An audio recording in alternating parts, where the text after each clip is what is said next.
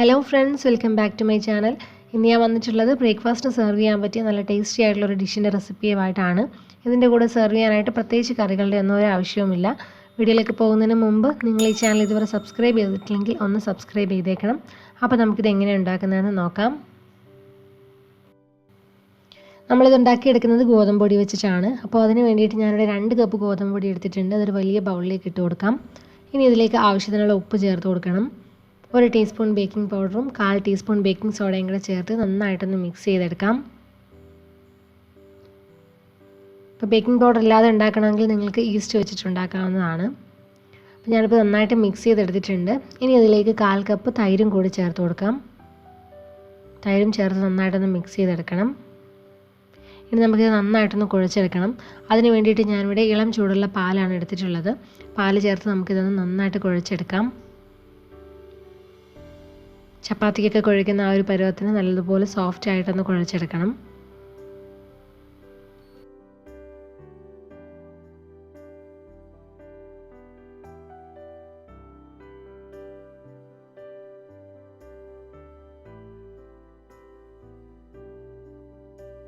ഇപ്പോൾ ഞാനിത് കൈകൊണ്ട് ചെറുതായിട്ടൊന്ന് കുഴച്ചെടുത്തിട്ടുണ്ട്. ഇനി ഇതിലേക്ക് 1 ടീസ്പൂൺ എണ്ണയും കൂടെ ചേർത്ത് നന്നായിട്ടൊന്ന് കുഴച്ചെടുക്കാം.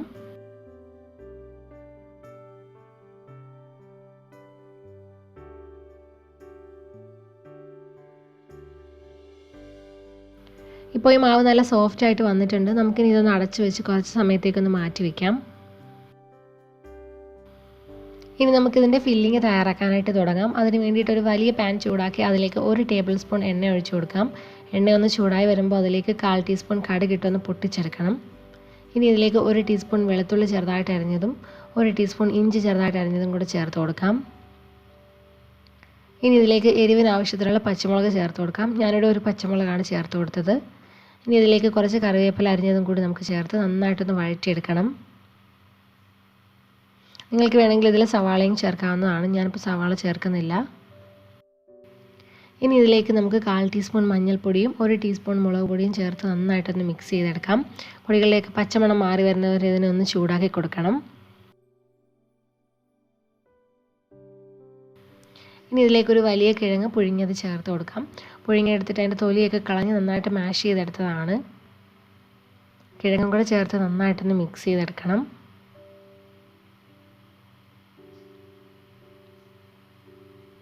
അപ്പോൾ ഞാനിത് നന്നായിട്ട് മിക്സ് ചെയ്തെടുത്തിട്ടുണ്ട്. നമുക്കിനി ഇതിലേക്ക് ആവശ്യത്തിനുള്ള ഉപ്പ് ചേർത്ത് കൊടുക്കാം. ഉപ്പും കൂടെ ചേർത്ത് നന്നായിട്ടൊന്ന് മിക്സ് ചെയ്ത് കൊടുക്കാം. ഇതിലേക്ക് ഒരു 1/4 ടീസ്പൂൺ ഗരം മസാല പൊടിച്ചതും കൂടി ചേർത്ത് കൊടുക്കുന്നുണ്ട്. നിങ്ങൾക്ക് വേണമെങ്കിൽ ഇതിലേക്ക് മല്ലിയിലയും ചേർക്കാവുന്നതാണ്. എന്നിട്ടെല്ലാം കൂടി നന്നായിട്ടൊന്ന് മിക്സ് ചെയ്തെടുക്കാം. ഇപ്പോൾ നമ്മുടെ ഫില്ലിങ് റെഡി ആയിട്ടുണ്ട്. നമുക്കിനി ഇതൊന്ന് ചെറുതായിട്ടൊന്ന് തണുക്കാനായിട്ട് മാറ്റി വയ്ക്കാം. ഇപ്പോൾ നമ്മൾ കുഴച്ച് വെച്ച മാവ് നല്ല സോഫ്റ്റ് ആയിട്ട് വന്നിട്ടുണ്ട്. നമുക്കിനി ഇത് ചെറിയ ബൗൾസ് ആയിട്ടൊന്ന് ഡിവൈഡ് ചെയ്തെടുക്കാം.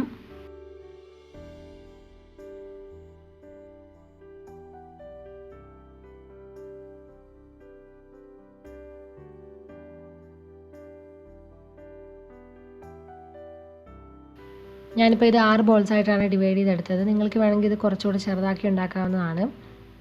അപ്പോൾ നമുക്കിത് പരത്തി ഉണ്ടാക്കാനായിട്ട് തുടങ്ങാം. അതിന് വേണ്ടിയിട്ട് ഞാനിവിടെ ഒരു ചപ്പാത്തി പലക എടുത്തിട്ടുണ്ട്. അതിന് മുകളിലായിട്ട് കുറച്ച് പൊടിയിട്ട് കൊടുക്കാം. ഇനി നമുക്കിതൊന്ന് പരത്തിയെടുക്കാം. പൂരിയൊക്കെ പരത്തുന്ന ആ ഒരു വലുപ്പത്തിലാണ് ഞാനിത് പരത്തിയെടുക്കുന്നത്. ഇനി ഇത് പരത്തിയെടുക്കുമ്പോൾ തീരെ കനം കുറച്ചല്ല പരത്തിയെടുക്കുന്നത്. ഇതിന് കുറച്ച് കട്ടി ഉണ്ടാവും. ഇനി ഇതിന് നടുവിലായിട്ട് നമ്മൾ ഉണ്ടാക്കി വെച്ചിരിക്കുന്ന ആ ഒരു മസാല വെച്ച് കൊടുക്കാം.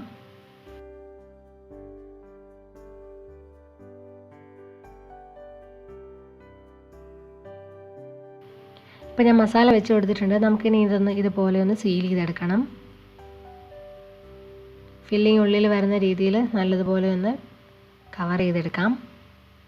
അപ്പോൾ ഈ ഒരു വലുപ്പത്തിലുള്ളൊരു ബോളായിട്ടാണ് ഇപ്പോൾ കിട്ടിയിരിക്കുന്നത്. അപ്പോൾ ബാക്കിയുള്ളതും ഈ ഒരു രീതിയിൽ തന്നെ ചെയ്തെടുക്കാം.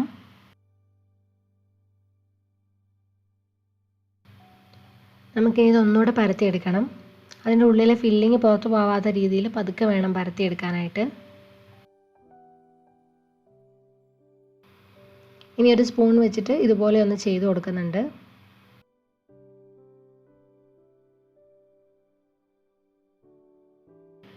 ഇനി ഇതിൻ്റെ മുകളിലായിട്ട് കുറച്ച് നെയ്യ് ഒന്ന് തടവി കൊടുക്കുന്നുണ്ട്.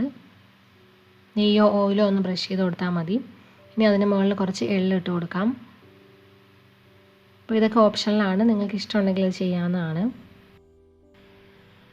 ഇനി നമുക്കിത് ചുട്ടെടുക്കാം.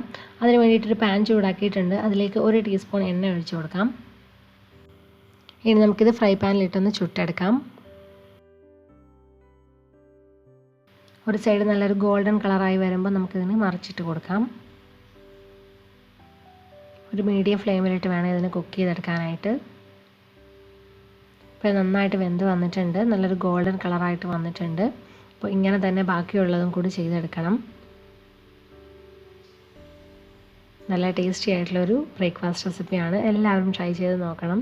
നിങ്ങൾക്ക് ഇന്നത്തെ റെസിപ്പി ഇഷ്ടമായെന്ന് വിചാരിക്കുന്നു. വീഡിയോ ഇഷ്ടമായാൽ ലൈക്ക് ചെയ്യാനും കമൻറ്റ് ചെയ്യാനും ഷെയർ ചെയ്യാനും മറക്കരുത്. പുതിയ റെസിപ്പിയുമായിട്ട് വീണ്ടും കാണാം. Thank you for watching. By.